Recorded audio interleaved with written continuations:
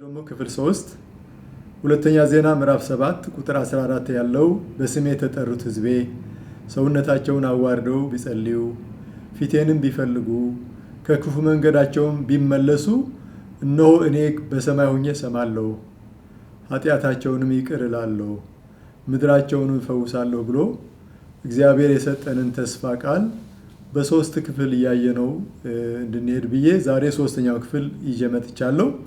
ባለፈው የተመለከትነው ፊቴንም ቢፈልጉና የጌታን ፊት መፈለግ ምን ማለት ነው በሚለው አንዳንድ ነገሮችን ተነጋግረናል። ዛሬ ደግሞ ከክፉ መንገዳቸውን ቢመለሱ የሚለው የመጨረሻው ክፍል 3 ላይ አብረን እንመለከታለን። እንግዲህ ይህንን መልስ የሰጠው እግዚአብሔር ቀደም ሲል በምዕራፍ 6 ሁለተኛ ዜና ምዕራፍ 6 ላይ ንጉሥ ሰሎሞን ለጸለየው ጸሎት ነበረ እና ከጸለያቸው አንዳንድ ጸሎቶች ሕዝብህም እስራኤል አንተን ስለበደሉ በጠላት ፊት ተመተው ወደ አንተ ቢመለሱ ስምህንም ቢያከብሩ በዚህ ቤትም በፊት ቢጸልዩና ቢለምኑ አንተ በሰማይ ሆነህ ስማ፣ እንዲያም ወረድ ብሎ የማይበድል ሰው የለምና አንተን ቢበድሉ ተቆጥተህም ለጠላት አሳልፈ ብትሰጣቸው ከሩቅም ከቅርብ ሆነው በተማረኩበት ሆነው ወደ አንተ ቢለምኑ አንተ በሰማይ ሆነህ ስማ ይላል።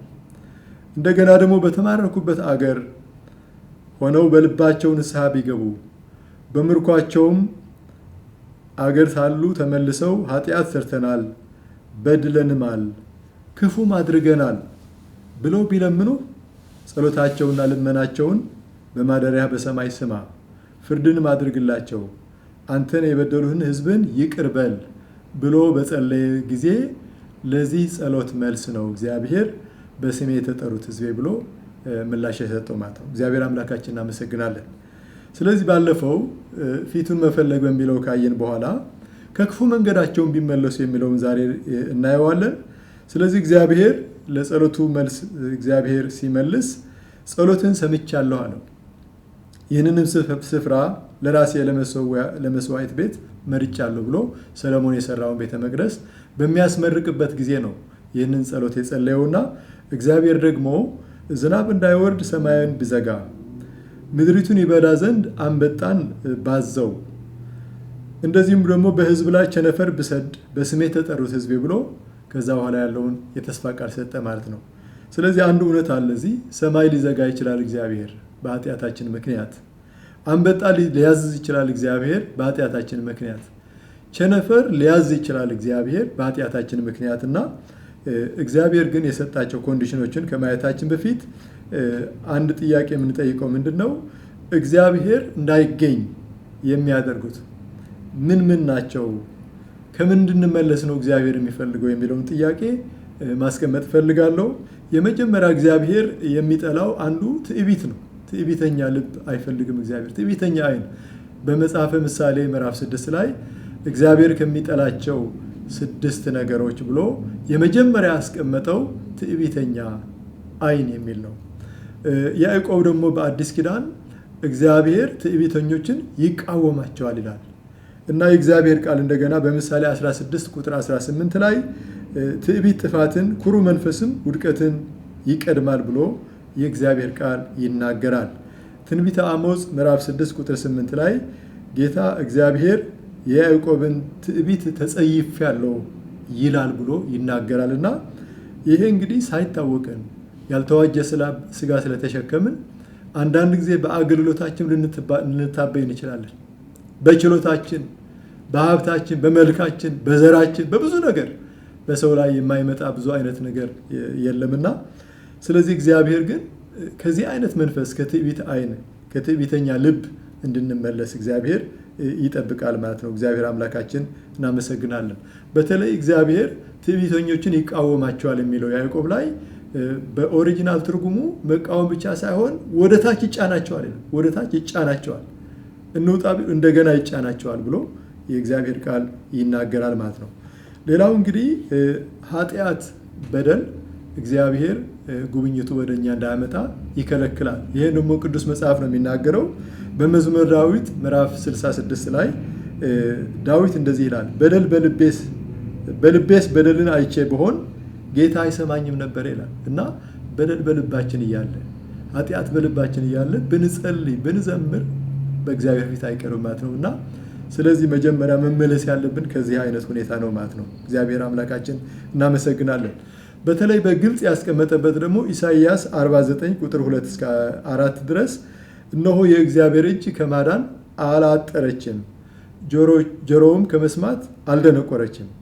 ነገር ግን ብሎ በደላችሁ በእናንተና በአምላካችሁ መካከል ለይታለች፣ እንዳይሰማም ኃጢአታችሁ ፊቱን ከእናንተ ሰውሮታል ብሎ ይናገራል። ስለዚህ ከዛ ቀጥሎ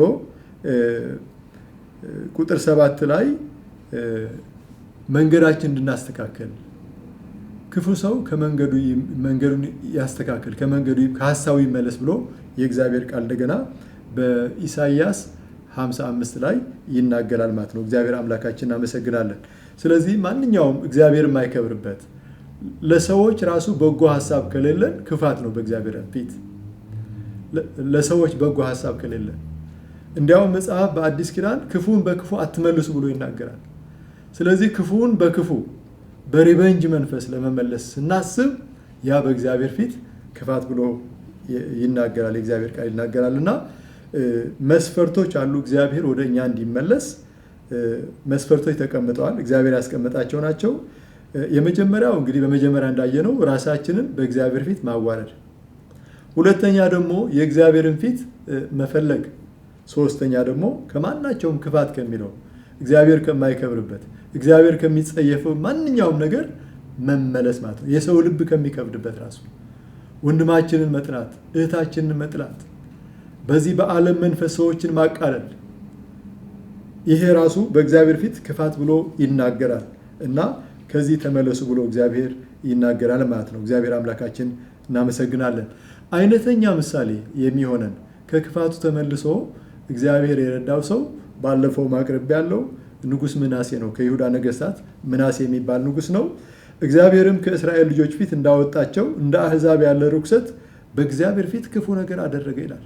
ከልጆቹም ራሱ ለሚቃጠል መስዋዕት እንዳቀረበ፣ በእግዚአብሔር ቤት ራሱ ጣዖትን እንዳቆመ፣ እስራኤልን ሁሉ እንዳሳታቸው የእግዚአብሔር ቃል ይናገራል።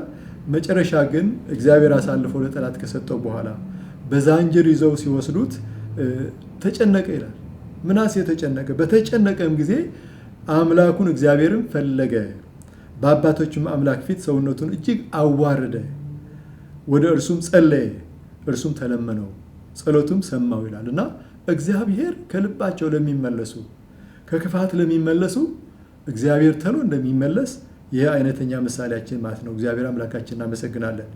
ሌላው እንግዲህ ኢሳይያስ 55 ላይ እግዚአብሔር በሚገኝበት ጊዜ ፈልጉት፣ ቀርቦም ሳለ ጥሩት፣ ክፉ ሰው መንገዱን በደለኛ ሐሳቡን ይተው፣ ወደ እግዚአብሔርም ይመለስ፣ እርሱ ይምረዋል፣ ይቅርታውን ብዙ ነውና ብሎ ተቀምጠዋልና ስለዚህ እግዚአብሔር ወደ እኛ ይመለሰን ከክፉ መንገዳችን ከራሳችን ሐሳብ ማይ ዌይ ኦር ኖ ዌይ ከሚል አስተሳሰብ ከዛ ወጥተን ያንተ ሐሳብ የእግዚአብሔርን ሐሳብ የእግዚአብሔር ፈቃድ ወደዛ ራሳችንን ሳሚት ስናደርግ እግዚአብሔር ደግሞ ወደኛ ይመለሳል ማለት ነው። ክፉ ሰው መንገዱን በደለኛም ሐሳቡ እንግዲህ ይተው ብሎ የእግዚአብሔር ሐሳብ ከሐሳባችን ሰማይ ከምድር ከፍ እንደሚል ከፍ እንዳለ ይሄ ይናገራልና ከዛ በኋላ የሰጠን ፕሮሚስ ምንድነው? ከሰማይ ሁኜ እሰማለሁ። ይህን ስናደርግ በዚህ መንፈስ ወደ አምላካችን ስንቀርብ ከክፉ መንገድ ተመልሰን ወደ ጌታ ሐሳብ ስንመጣ ሐሳባችን ትተን የእሱን ሐሳብ ስናስቀድም እግዚአብሔር የተናገረው ከሰማይ ሁኜ እሰማለሁ ይላል። በእግዚአብሔር ዘንድ ኦዲየንስ አለን። ኦዲየንሳችን ጌታ ይሆናል፣ ይሰማናል። የምንጸልየው እንደ ፈቃዱ ይሰማናል፣ ኃጢአታችንን ይቅር ይለናል። ከዚህ የተነሳ ደግሞ የእሱ ባይ ፕሮዳክት ደግሞ እንደገና ምድር ትፈወሳለች፣ ለሕዝቡ ፈውስ እንሆናለን። እግዚአብሔር አምላካችን እናመሰግናለን። ስለዚህ በሁለተኛ ዜና ምዕራፍ 6 ቁጥር 40 ላይ ለሰለሞን አሁንም አምላኬ ሆይ በዚህ ስፍራ ሰለሞን ራሱ ወደ እግዚአብሔር ሲጸልይ በዚህ ስፍራ ወደሚሆን ጸሎት ዓይኖች የተገለጡ ጆሮችም የሚያደምጡ እንዲሆኑ እለምንሃለሁ ብሎ ጸለየ። እግዚአብሔር ደግሞ በምዕራፍ 7 ላይ ቁጥር 15 አሁንም በዚህ ስፍራ ለሚጸለይ ጸሎት ዓይኖቼ ይገለጣሉ ጆሮቼም ያደምጣሉ ብሎ መለሰ። እግዚአብሔር ለሰሎሞን ጸሎቱ መለሰለትና በኋላ በምሳሌ ምዕራፍ 28 ቁጥር 21 ላይ ቁጥር 13 ላይ ኃጢአቱን የሚሰውር አይለማም፣ የሚናዘዝባትና የሚተዋት ግን ምሕረትን ያገኛል ሲል ከዚህ ከኤክስፒሪየንሱ ሰሎሞን ራሱ ሲናገር እንመለከታለን። ለመጨረሻ እንግዲህ ኢዮብ መጽሐፍ ምዕራፍ 8 ቁጥር 5 ላይ እግዚአብሔርን ብትገሰግስ፣ ሁሉንም የሚችለውን አምላክ ብትለምን፣ ንጹሕና ቅን ብትሆን በእውነት አሁን ስለ አንተ ይነቃል፣ የጽድቅህንም መኖሪያ ያከናውንልሃል። ጅማሬ ታናሽ ቢሆንም ፍጻሜ እጅግ ይበዛል ብሎ ይናገራል። ሰቆቃወ ኤርምያስ ምዕራፍ 3 ቁጥር 31 ላይ ጌታ ለዘላለም አይጥልምና ቢያሳዝንም እንደ ምሕረቱ ብዛት ይራራልና የሰውን ልጆች ሁሉ ከልቡ አያስጨንቅም ብሎ ይናገራል። እና እግዚአብሔር በሰጠን መስፈርቶች ወደ እግዚአብሔር መመለስ፣ በእግዚአብሔር ፊት ራሳችን አዋርደን መጸለይ፣ ፊቱን መፈለግ ከማንኛውም ክፋት ከሚለው እግዚአብሔር ከሚያሳዝን ሰውንም ከሚያሳዝን ነገር ተመልሰን በዚህ መንፈስ አምላካችንን ብንለምነው እሱ ወደ እኛ ይመለሳል፣ ይፈውሰናል፣ ይቅር ይለናል፣ ምድርም ትፈወሳለች። እና እንግዲህ በዚህ በጸሎት ጊዜያችን ይህንም እያሰላሰን በዚህ ቀን ደግሞ በጸሎት እንድንውል ጌታ ይርዳን እላችኋለሁ። ጌታ ይባርካችሁ።